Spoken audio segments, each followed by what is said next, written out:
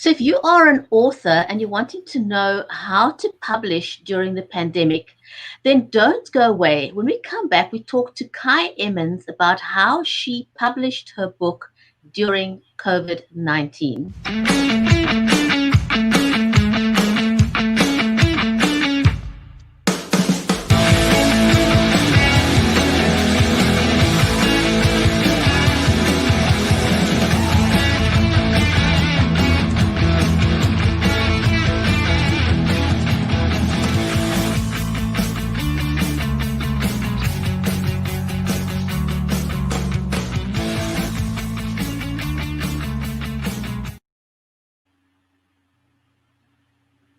If you're just joining us, then welcome to the Writers' Corner live show. I'm your host, Brigitte Limbanda from Cape Town in South Africa, and this stream is made possible by StreamYard. In today's show, we're going to be talking to Cai Emmons about her book, Vanishing, so be sure not to vanish on us. Mary, welcome to the show. How are you today? Like your play on words. It almost sounds like a ghost story, doesn't it?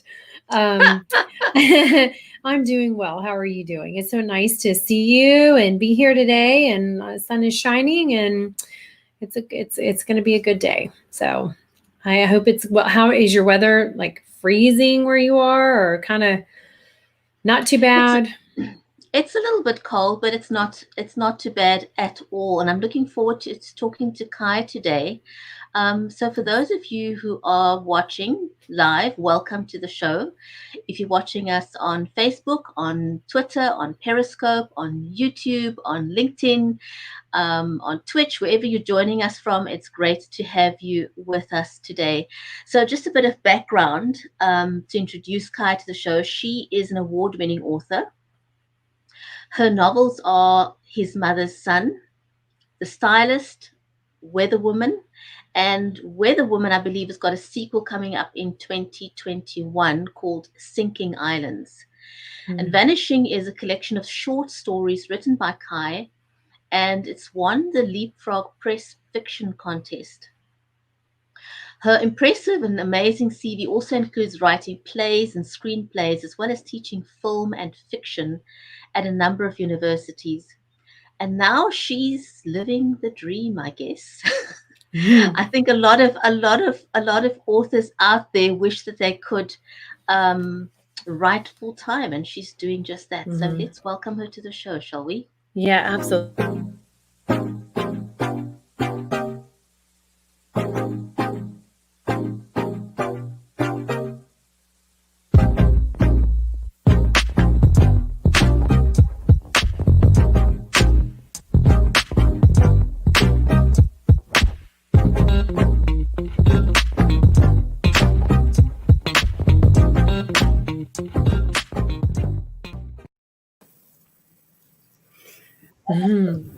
Great Cai, intro. welcome to the show. Compliment you on those graphics. That was gorgeous. Yeah, she does an amazing job on the graphics. She really does. You have a great, you've had a fun career, haven't you? Well, yes, I really feel like I've been fortunate to work in different arenas, all related to storytelling, but playwriting first, and then screenwriting and filmmaking in general. And now I'm pretty settled into the writing of fiction. That is so amazing. You're very well-rounded. And for people who are watching who want to go into film writing or screenplay writing or TV, writing, they should reach out to you and see what you are, and it's a very exciting world. I know that I have a middle grade reader that I've been writing in screenplay format and took a long break from it and have gone back to it. And it's totally different. For anyone out there who's watching, it is a completely different format that you use for writing a book and then going into a screenplay format. I find it very, it's all a little bit torturous compared to just writing a book. So, one of the things about writing screenplays and even plays to some degree is that they teach you a lot about about structure. And you can't write a screenplay without thinking about the structure from the get-go. Whereas many people write fiction without thinking about structure until midway through or even the end, you know. That's a good point. So, What I want to ask you just really quick, what tool do you use for your screenplay writing? well, I don't really write screenplays anymore. Oh, okay. So I can't recommend a tool. I mean, there are many out there. Yes. And yeah, I taught it, and I never, my students had a better idea of what to use than I did. So I mean, I have to confess, I'm a longhand writer, and I was a longhand writer as a screenwriter, as a playwright, and now as a fiction writer. It's just, for me, a much more open-ended way to create. I feel I have more control. There's no computer geek kind of commenting on what I'm doing.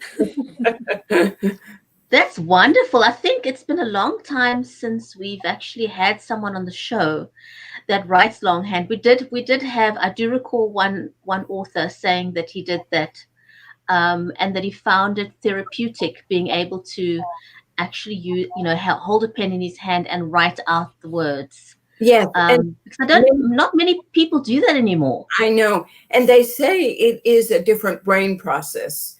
For example, students who take notes longhand have a better memory for what they've learned than those who do it on the keyboard. But for me, the page offers something that a screen can't ever offer, which is the ability to make lots of marginal notes and things that I think are coming in the upcoming pages. I'll jot down quickly, or little asterisks. I don't know. It's a very rich format for me. That is, and it's easier to kind of probably, the other thing that's probably easy, because I know for myself, I have different files that started on my computer, and I can't always remember what I put what in what file. If it was like you're saying, you made like a four-hand note coming up, like, oh, I'd like to do this. So for somebody who's putting it on the computer, it's like, which file did I put that in? Like, you can remember that you wrote it, but you may not remember what file you put it in. So it's more visceral if you've written it by hand. Yeah. Right. Yeah. So there's a lot of good points to that. And it does use your brain differently. Yes. And so there's a lot of therapy in that. Absolutely. And I think a lot of people have gotten very lazy. So they've gone to this as opposed to this, you know? Right. The one drawback is that at some point you've written all this, you have all these handwritten pages, and you have to, of course, transcribe them. And that can be a little onerous. Yes, absolutely. Yes. That can be quite a task, but I suppose it could be therapeutic in a different way, because you're getting a second chance at looking at the words. So it could sort of be part of your editing process, if you wish. It is. Or the start of your editing process, because you're looking at it from a different perspective when you're typing it, because you're having to really look at the words as you type them. So you look at the words and you tend to hate them at that point.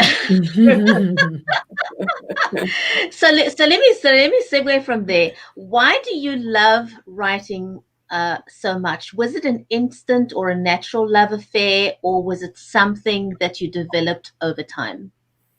Well, I've been writing since I was 8 years old. And I think I just grew up in a family where we were always read to, and everyone in the family kind of loved words. And really, it was words themselves that drew me to writing as an 8-year-old. You know, I wrote poetry, and a lot of it was somewhat meaningless, but just employed words that I loved. I think, you know, the rhythm of them, the sound of them. And then that just one thing led to another. I had a wonderful 4th grade teacher who had us write daily compositions, and we could write about anything we wanted, and it wasn't graded. And that was also another thing that kind of made me feel it was an arena of such freedom and, lack of judgment. Of course, that's not true once you get into the professional world, but at that time, it just was a place I really flourished. Very, very nice. And that's so therapeutic for children as well, to help them process how they're feeling. Because I know, like my oldest, she could probably, like, she could say a couple of words of how she feels, because she just can't process and put it together. But on paper, it's this, it's a totally different thing. And so teaching children to write about how they feel, their thoughts, their imagination, it helps them to dream and be able to go to different places, even if they don't ever do anything with it, but it allows that, that channel, that funnel. Exactly. So, exactly. It's a really great thing to use with kids. Absolutely. Wow. And so your book, His Mother's Son, do you have any of your books close by the way? I do. Here's His Mother's Son. Here's the paperback of it. Oh, there's two different covers. That's interesting. Well, this came out first. And then I thought it was so interesting because you almost can. Yeah. That is amazing. That's wonderful. Yeah, yes. I love them both, actually. But this I was particularly moved by. I mean, it really. It's beautiful. Yeah. Are all your books traditionally published, or are you self-published any of them? They're all traditional. Yeah. Are you with the same publisher? No, the first two were with the big five publishers. Okay. And my last book, Weather Woman, was with a small press called Red Hen. Very wonderful press that began publishing poetry, but now does poetry and fiction. And this one, because it won a contest, was published by the people who sponsored the contest. Oh, interesting. And this is The Stylist. This is my second novel. Okay. Wonderful. So there's a good question in there. What would you say? Because as an author, and now people are doing a lot of self-publishing, and there's so many different platforms. You got the big five, you have the boutiques, you got the vanities, the small presses, you've got self-publishing. There's so much out there. And, people want anyone who, I guess, there's a goal a lot of writers have to be with the big five. Yeah. So how would you tell anyone out there your experience? Because I know we want to get into your book, but I think it's important to talk about for just a moment the difference between being with the big five and being with a smaller press. Okay, that's a really good question. And I have a lot of thoughts about it. Okay. The big five are advantageous in that they have great distribution and they have in-house publicity and they do a certain amount of marketing and publicity. That said, they tend to put all their energy into the really big, well-known authors. So if you're not really well-known and don't have a really big following, yes, and big sales record, then you, even if you're published by them, you can fall. It can be, there's no money given to your book at all, and you pretty much disappear. So I would say there's no advantage if you're in that category. Whereas my experience with the smaller presses is that they have, everyone at the press knows about your book. They're all on board behind it and promoting it. And they really want to see it succeed in a very powerful way. And the enthusiasm feels amazing. That said, they don't have quite the distribution. I mean, Red Hen is good because they do have a big distributor, but still, you're never going to get quite the presence in the bookstores as you would get with the big five. But for me, it's been very rewarding to be with a smaller publisher. I don't think at this point in my life, I would ever self-publish. All authors have to promote themselves, but if you self-publish, you do it all on your own. It's a lot of work, as you know. I mean, it's just a tremendous amount of work. Absolutely. Not that I'm opposed to working, but I would rather have my work, my energy directed towards my writing work rather than my promotion work. Yeah, absolutely. Yes. Yeah. Those are good points to know, when you're considering how you're going to publish and who you're going to publish with. So your book, His Mother's Son, was a great hit, and it was reviewed by Magazine and The Economist. Yes. Did you expect that book to do as well as it did and get such raving reviews? Or do you consider yourself to be a good author by design? Well, let's put it this way. Since that was my first book, I didn't really have clear expectations. I didn't know. I knew that the publisher really loved the book, and I knew they had a very good in-house publicist. And she was the one who went to Magazine and went to The Economist. And then I kind of was on this ride, which was actually lovely. I mean, that was in the days when they sent me around to these very classy hotels and I did readings, and it was a real old-fashioned book tour. Mm. So I was very pleased, and it validated me as a writer. I thought I was good, but after that, I felt, okay. Whoops. I lost you guys for a minute. It's okay. But anyway, it was very validating, very validating. I think you can't ask for more than that if you're a first-time author. No. To get those kind of reviews, because you kind of feel, well, I'm set for the next one, and I've kind of, I've reached a bar. Did that sort of set the standard for you for your next book? Yes, and in a way it wasn't good, because my next book came out at a time when things were beginning to go more digital in terms of promotion, and yet I didn't really know how to do it, all these blog tours and things. I mean, I've learned so much since then, but at the time I felt a bit at sea, and so I would say it was hard, and maybe and ever since that time, I've kind of been wanting to get back to that, what happened with that first book, but that happened all without my doing much, because at that time authors didn't do that much. You went where they told you to read, and that was it. So now I just am much more of a hustler. What are your favorite kind of events to do? Well, I want to tell you what I mean when I say I'm a hustler. When Weather Woman came out, it's about a meteorologist who discovers she has the power to change the weather. But it's a realistic book. So I thought, okay, what do I do best? And I thought, well, I love talking to people. And in particular, I love talking to booksellers.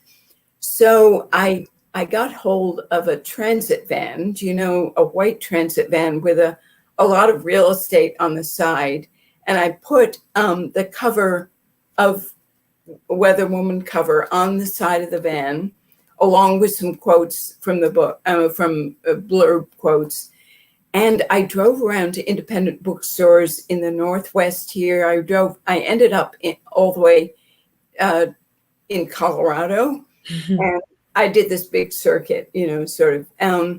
And I visited all these independent bookstores and gave them advanced reader copies. And it was challenging. It was fun. I was really energizing. And so that's what I mean by hustling. Wow, that is a hustle, because I don't know. I have not heard that from anyone else, any other authors, and have met a lot of authors over the last several years, and I've not known anyone who's done that. That is a great, what an adventure, though, It was totally an adventure. every morning. I rigged up the van so that I could camp in it. And I did. Oh, wow. Yeah.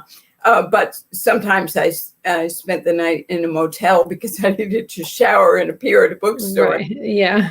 But it was great. It was very empowering. And since the book is about a woman becoming empowered, it felt very analogous. It was kind of like I was traveling her journey as well. That is so cool. What magic books have, you know? Yeah. And I was trying to do Instagram and Facebook. And at one point I was up at a Seattle bookstore and a woman, I walked in and supposedly people knew I was coming, but a lot of times they haven't gotten the email. So I spotted this woman who was the power center and she walked towards me and said, "Do I know you?" And I held out the book to her and she said, "Oh, I've been waiting for you to come here." Oh, wow. Great. She'd seen it on Facebook or Instagram. And that is wonderful.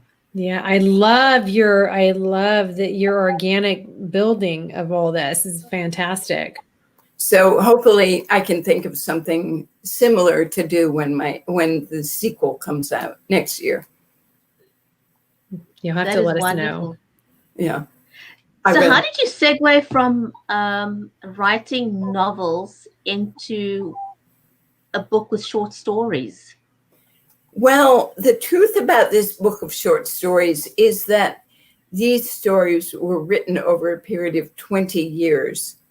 And at some point, a few of them had been published. And at some point, I looked at them and thought, I should put these together into a book because there was a thread going through the 5 stories. And I thought, they belong together.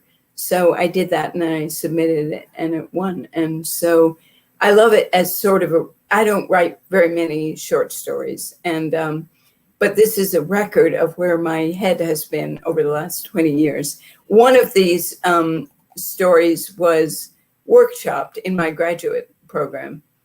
And I remember the reactions very clearly. It was a very controversial story.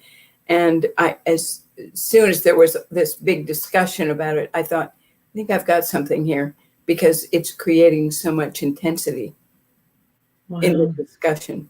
Yeah. That is awesome. So what inspired Vanish? And why did you choose those specific? I mean, they have a common thread, but why did you choose those specific stories to write about? What inspired it? Is there any? Does it interweave with your own life experiences at some level? Well, I think as a woman, I think most women have had some experience of being either not listened to or ignored in the public sphere or overlooked in some way. And so that is really the through line of what connects these stories. But there is one story in the collection, in fact, the title story, that is autobiographical. It's about a woman who has a friend who is moving into dementia. And my oldest friend had early onset dementia and or has.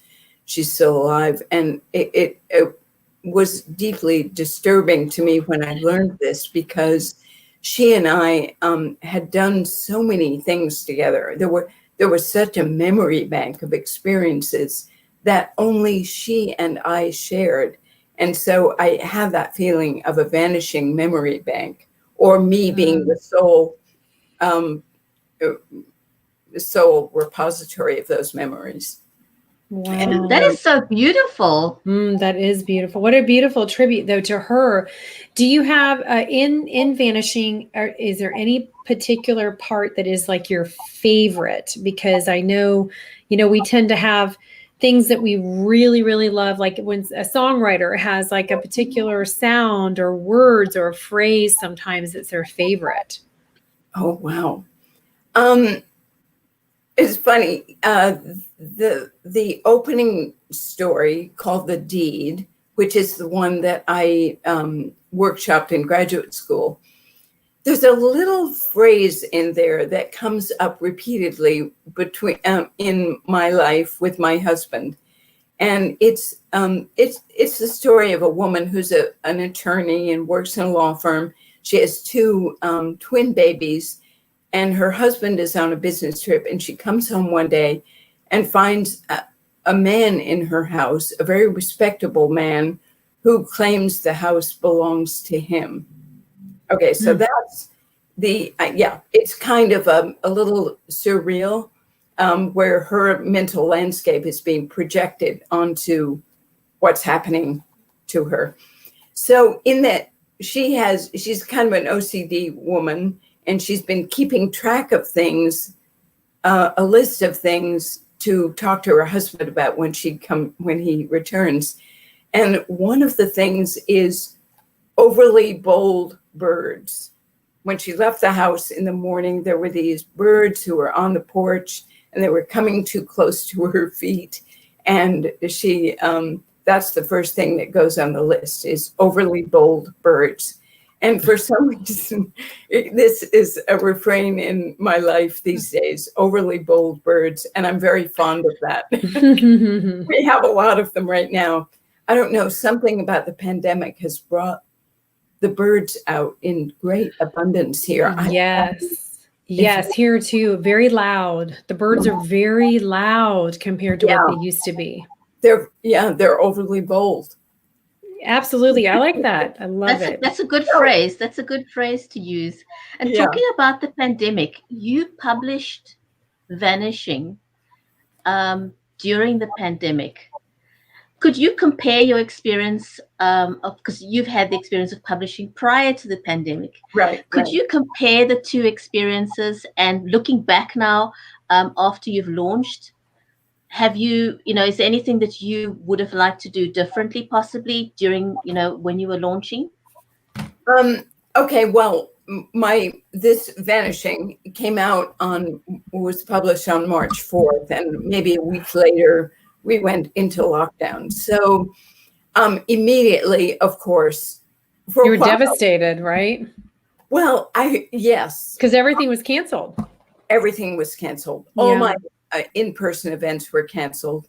And it took a little while for Zoom events to kick in, but after a few weeks they did. And so some of my events, I had a great launch party on Zoom, and I did some bookstore stuff. I think I wish I had done more bookstore events, but the truth is people don't read short story collections as much as they read novels. So I was kind of okay with not doing as much as I might have done for my other books. And one of the things, one of the silver linings of the pandemic was it did give me so much more time to write. So, I'm not out and about, and all that extra time pretty much goes into writing. So I finished a new novel in the first month or so of the pandemic. I mean, it was close to completion.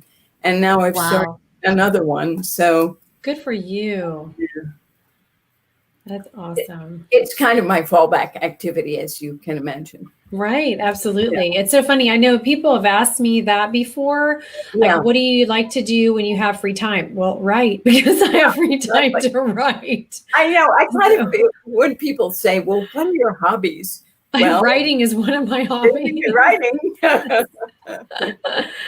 Oh, that's so funny. What an amazing opportunity.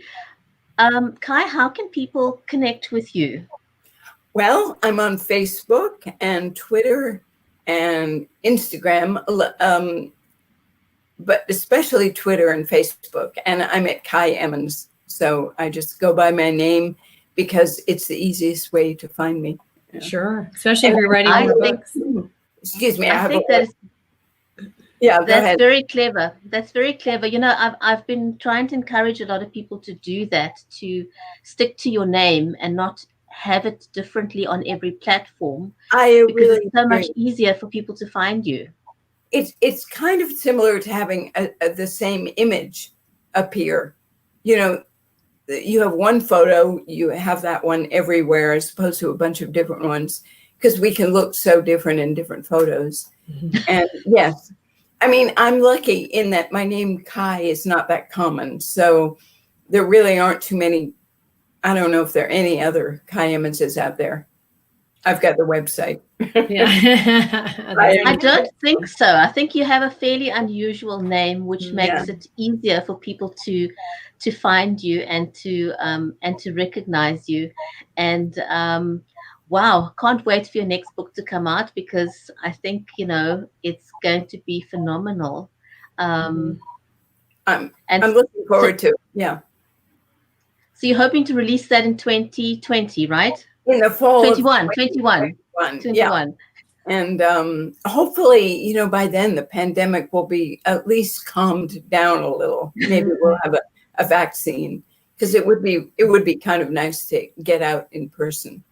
Yeah, it would. Well, thank you so much for being here today. We're so excited to meet you. I like the dynamic of the two of you. It's it's a lot of fun. Thank you. Well, we really enjoy it. We love meeting authors and hearing their stories and their journeys. It's absolutely fascinating. Yeah, I'm sure. Yeah. I love the fact that you had that anniversary of all the writers getting together. Oh, yes. Thank you. That was so fun. We really enjoyed that. We had a hoot.